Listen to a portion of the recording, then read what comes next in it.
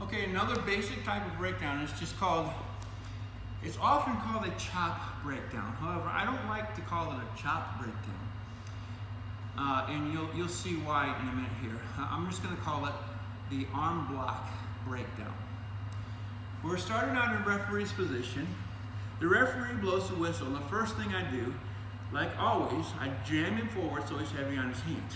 Jam him forward so he's heavy on his hands. Now, what I want to do from here is I want to block this arm so that I'm going to keep driving forward, but I don't want him to crawl forward with this arm. So I'm going to block this arm. I'm going to block this arm by taking my elbow. I'm going to pull my elbow into the side, and hopefully that will collapse his arm, okay, like this. All right? Now I'm going to keep driving right over the top of him. Now I can grab his wrist. I can go into my turns from here. I call that an arm block breakdown. Most people call it a chop breakdown. Now, the reason I do not like to call it a chop breakdown, a lot of coaches will tell the kids to chop in the elbow right here.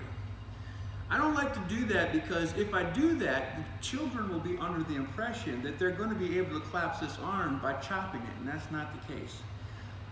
His arm is just as strong as my arm.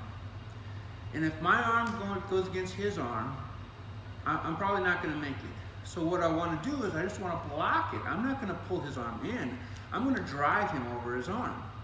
So I'm not chopping this arm, I'm just blocking it. So I'm driving him. I'm going to use both of my feet. Now, two of my legs against one of his arms. My legs are stronger than his arms. If I'm just doing this, my arm against his arm, I'm not going to win.